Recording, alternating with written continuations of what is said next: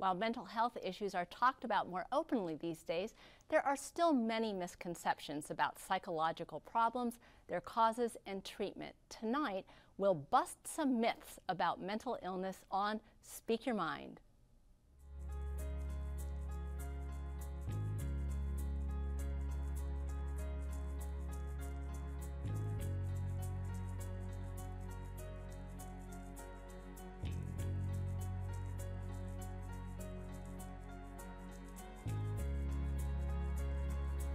Welcome to Speak Your Mind. I'm Dr. Carolyn Phelps, licensed psychologist with the Human Development Center.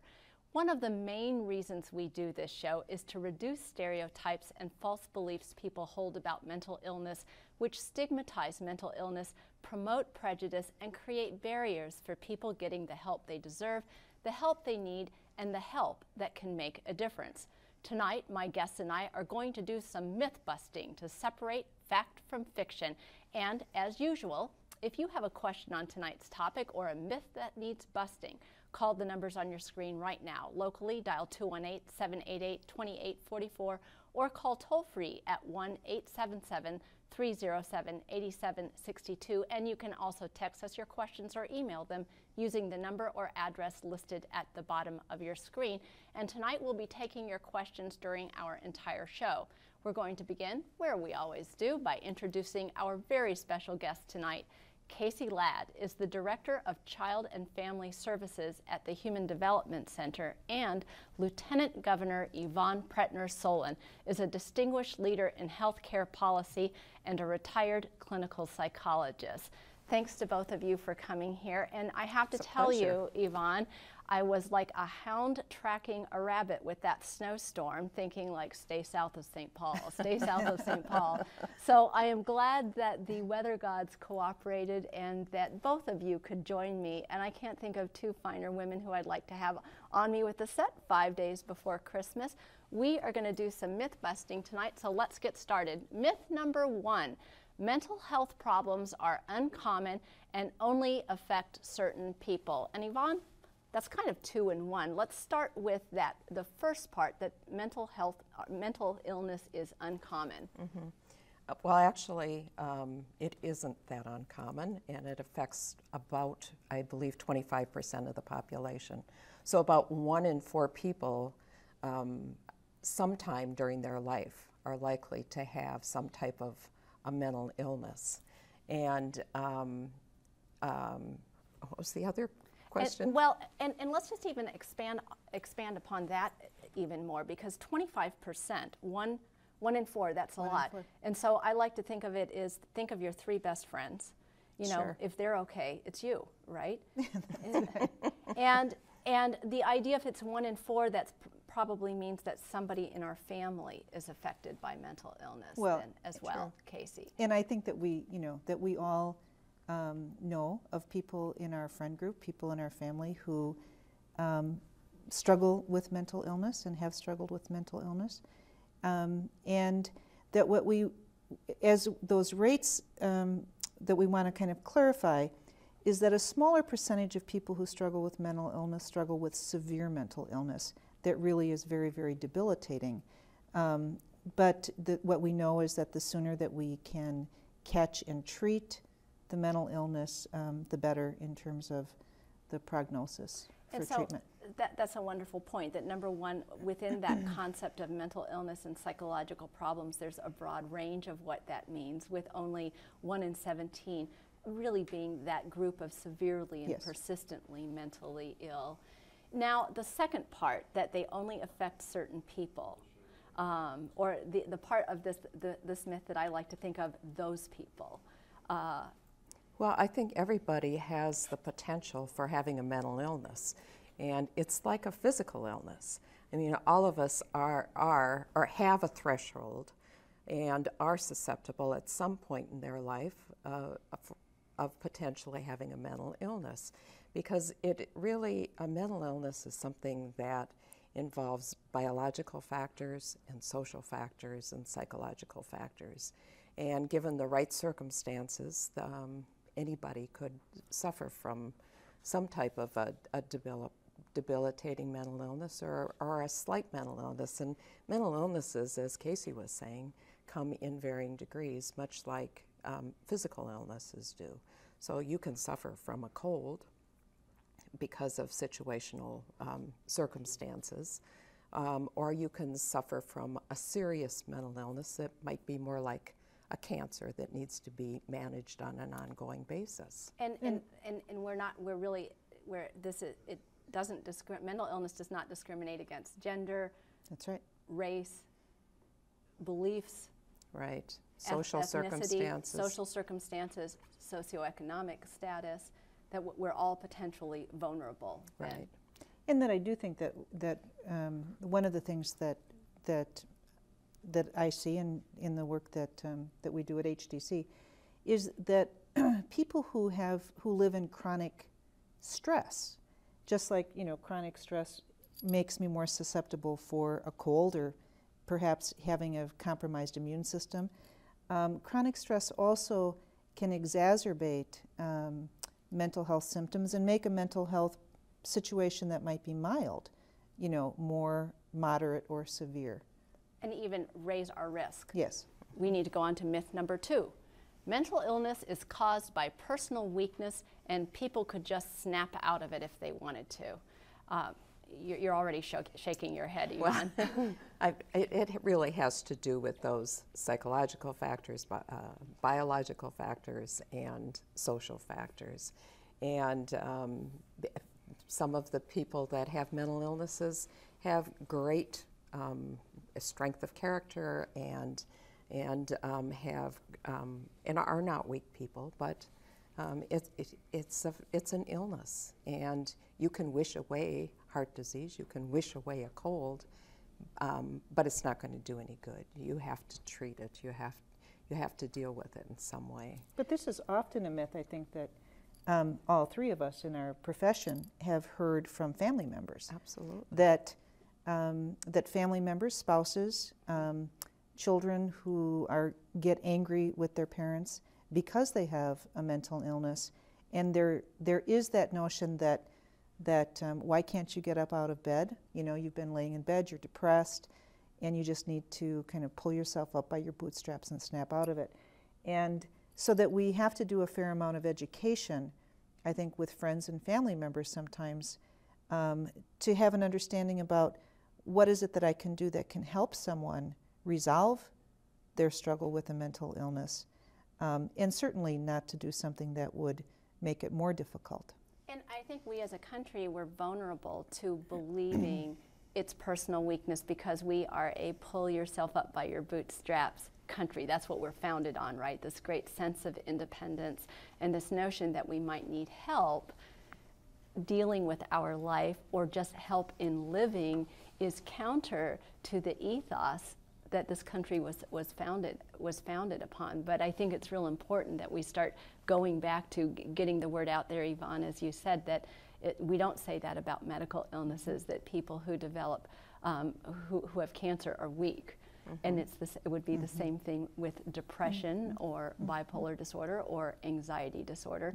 And I think people, if people want to snap out of it, and if snapping out of it worked, then we wouldn't need professional help. They would have snapped out of it on their own. But even so, family members and friends can help the most by being understanding and being supportive and providing a sense of hope, because hope can be very helpful with mental illness too. Okay, myth number 3. Children don't get mental health problems like depression because they're too young. Casey, you're the obvious go-to person on kids are fine because they're just kids. Well, and at HDC, as both of you know, is that we're treating and starting to do early intervention and have 2 grants right now working with families with birth to 5-year-olds. Now, when I first heard this, I was taken aback and I thought, oh no, we're not going to start diagnosing babies and infants and toddlers.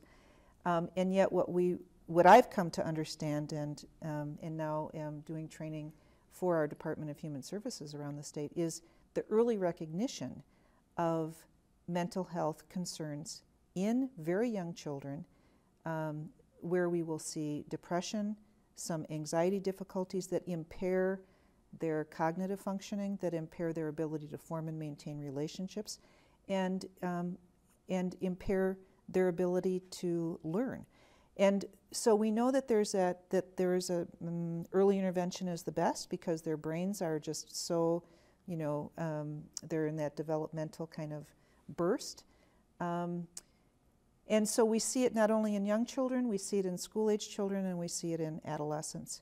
And it's why we have services that, and I know Yvonne really supports this as well, is trying to reach children in a variety of ways, in the community, in their homes, in the schools, as well as in our clinics. And it's really important to have that early intervention, because if childhood mental illness goes untreated, then that makes it harder for them at later stages in their development to be able to master the tasks of later childhood and adolescence. And this is, if we go back to that medical illness analogy, if you have a medical problem, we know that earlier intervention means better prognosis, and the same is true for mental illnesses and psychological problems as well. And one of the things that we know from the statistics is that people are often going 10 years with having psychological problems before getting help. And so this focus on children, and this focus on, I call it, at HDC we do cradle to grave services. We do cradle now we're down to the cradle. Thanks cradle. to you and your fine work, and the state supporting the work. That's right. For that I think that we have maybe the best chance of reducing that 10-year wait before people are getting help then. And that we're taking some pretty serious behavioral problems with children who are getting expelled from kindergarten, first grade, and really being able to make the significant changes for the children in the relational, in their family lives, and seeing great improvement with kids, and hearing back from teachers and from school how grateful they are that some of the early intervention services are available for our youngest. Our next myth, moving on. And this myth is a big myth for us out there. And I just want to say, even before I say the myth, that all of our hearts go out to the people of Newtown, Connecticut, and for that their healing may be swift and sure. And the myth that we're going to talk about next is people with mental illness are dangerous and violent. And this was, I knew we were doing this before the events of last Friday, and somebody said to me, "Are you taking that myth out?" And I said, absolutely not. This is the time for us to talk about that as a myth, because of course the reports coming in are that the shooter may have had some mental health problems. And that's unfortunate that there is that belief that people with mental illness tend toward violence. What we know as a fact, though, is that the incidence of violence among the mentally ill is no higher than in the general population. But there is still so much stigma around mental illness, and people don't understand it, they're afraid of it, and so when we do have these situations like we had in Connecticut, then that tends to cement in their minds that indeed people that are mentally ill are violent, but that isn't always the case, and is rarely the case. They're such buzzworthy events, these big tragedies that get so much press, and that this is the time when if somebody involved in the tragedy had a mental illness, that is where the attention is drawn then to mental illness and mental health problems. Well, and we do know that I think that there are some in some of these kind of in the violent shootings that we've seen way too often in our communities, that we do know that there are some mental health issues that do emerge. But this is not to then exaggerate this to say that most people with mental illness are violent, because most people with mental illness are not violent. And in fact, people with mental illness and severe mental illness are 11 times more likely to be victims of violence than they are to cause injury. And the person that they cause the most injury to, it's violence to the self. And so we see, 35,000 suicides a year, and we will kind of see that as a form of violence, but that's directed against the self. And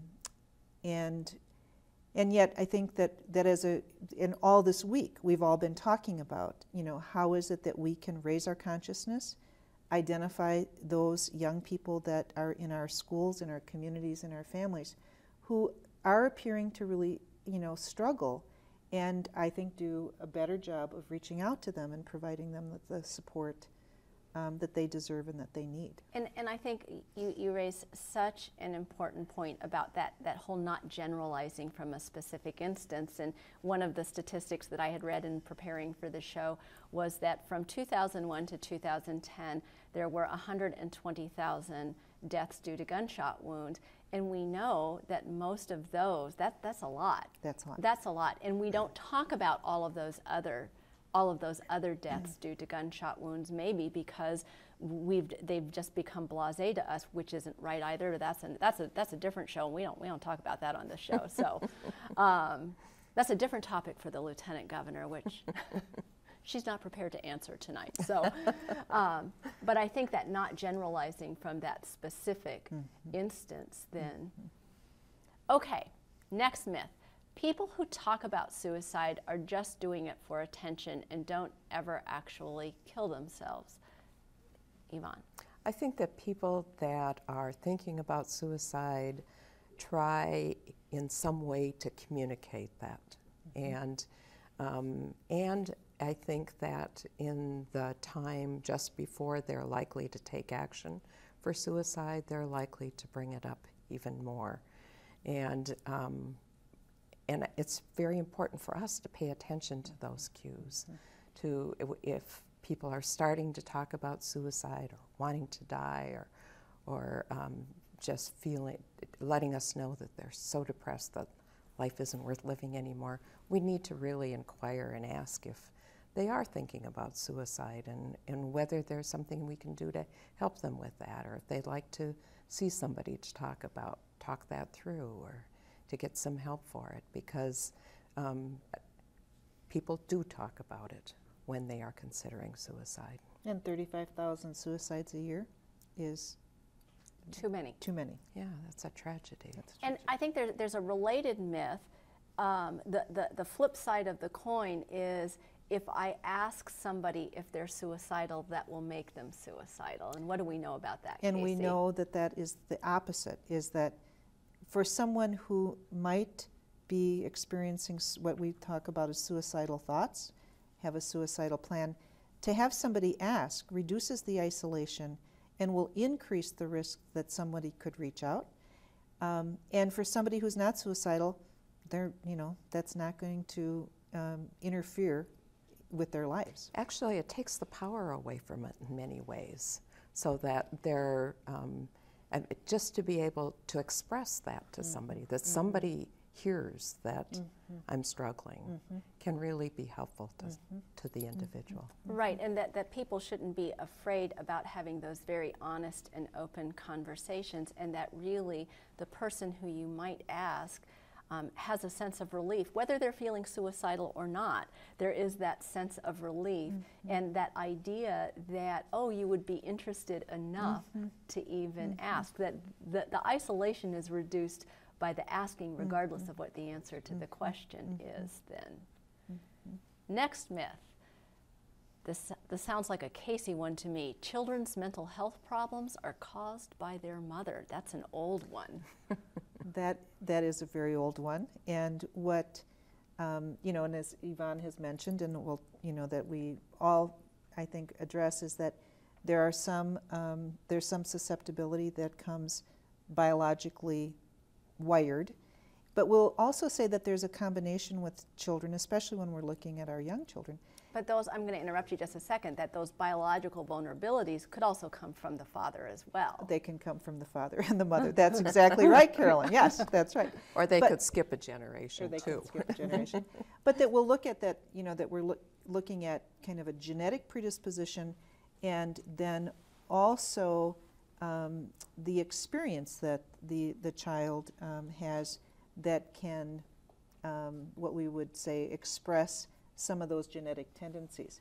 So we're looking at mental illness as having neurobiological. The more that we're studying about the brain and understanding about how the brain develops and how, you know, some of the mental illnesses that we're seeing in young children, I think that what we said, 20% of kids are experiencing some mental illness, that we're not establishing blame with the parents, especially, I think, in trying to kind of debunk that myth that it's the mother's fault. Although that we do understand that children who don't have a secure attachment early in their life, and we're, you know, 35 to 45% of kiddos don't get that secure attachment when they're starting out, that they have more vulnerability to stress and to problems later on. And that's the responsibility of the parents, the extended family, and the community to make sure that kids are feeling that sense of connection and belonging. And sometimes if a parent can't provide that, we need other family members to step up. We need other people in the community to support those very young children. And I think this is what you're talking about, is that there is a difference between that. First of all, psychological problems, mental illnesses are multi-determined. They're determined by a number of different causes. That's number one. And number two, there's a difference between I, as a parent, may play a role in my child's both successes and problems, and it's my fault that my child has this problem. And that's what we very clearly need to debunk, that myth that we're establishing blame in the parent as a causal factor for what's happening as far as a mental illness in the child. Okay, next myth. Movies fairly and accurately represent people with mental illness and the treatment of mental illness. Yvonne. Well, I have rarely experienced that. Usually what happens, of course, is that they sensationalize the mental illness, and the treatments are often extreme, and they seem torturous at times, and especially when they talk about hospitalizing or institutionalizing people, that really people do have to be hospitalized sometimes, but it's really to provide safety for the individual, to help assess the individual, and to help find the appropriate treatment plan for that individual. It's unfortunate, again, that we play off of these myths and these stigmas, and that it tends to ingrain them even more in our society. It may contribute to why people wait 10 years before they reach out for help from the onset of the symptoms. And I'm truly amazed sometimes, especially teenagers, how you can get a teenager to an office who has seen some of these movies, and you know, they don't know what therapy is like, and they don't know what treatment is going to be like, and what does this mean? Does this mean I'm going to turn out like Jason on Halloween? Is that what they're saying about me? That the courage that it takes to come into an office in the face of the media's sort of exploitation and sensationalization of mental illnesses in a way that gives us, I think, really a false conception of what mental illnesses and their treatment are all about. One of my colleagues said today that she works in a school, and she's one of our HDC clinicians in a school setting, and a child that she's working with who has a diagnosis of Asperger's disorder came in today and said, I heard that the boy who did the shooting in Connecticut had Asperger's. Does that mean that I will wind up shooting someone someday? And those are, I think, you know, I was glad that she was available to help dispel that fear in that child. but I think that we have to also do a much better job to help our children as well as our adults understand that mental illness is very common and that there's help available. And it's fortunate that this individual was able to come in and to talk about Absolutely. that also. I think that isn't often what we hear. Right. And I think it is because the media makes such a deal about mental illness that, particularly in the adolescent population, it's hard to, they're the hardest population, I think, to get into the clinic to visit with somebody. Which is why we love the clinicians in the schools where they're right there, and it's maybe a little bit easier for them to walk down the hall. Our final myth, and I'm going to wrap this one up because we've been talking about this so much already. Mental illnesses are not real medical problems or diseases. From the get-go, you heard Yvonne say over and over again, they are just the same. You heard Casey say that, just the same thing. And so really, what is the take-home message here? We have had 8 myths that we ran through. Number 1, mental health problems are common. There's no asterisk by anybody's name. We're all potentially vulnerable to having mental health problems. It's not due to personal weakness. Children can have problems too, but the problems they have are not caused by their mothers and parents and other family members may play a role, but they're not the cause of that. People with mental illnesses are not more likely to be violent or dangerous, and by talking with somebody about suicide, you're not likely to cause them to kill themselves, and nor do people who experience suicidal thinking, are they asking for attention? I'm kind of getting all tongue-tied up here from all of these myths. So thanks again. We're out of time. And thanks again for being here. Don't forget to visit us on the web at speakyourmindonline.org, where you can find a schedule of our topics and resource links, and read my blog, the place where I answer more of your questions. You can also email us your questions about our next show, which is 2 weeks from tonight, because we're taking a holiday break, as you should as well. We'll be talking about substance abuse and mental illness on our next show. Happy holidays to all our viewers, and best wishes for a joyous new year. I'm Dr. Carolyn Phelps. Thanks for watching, and good night.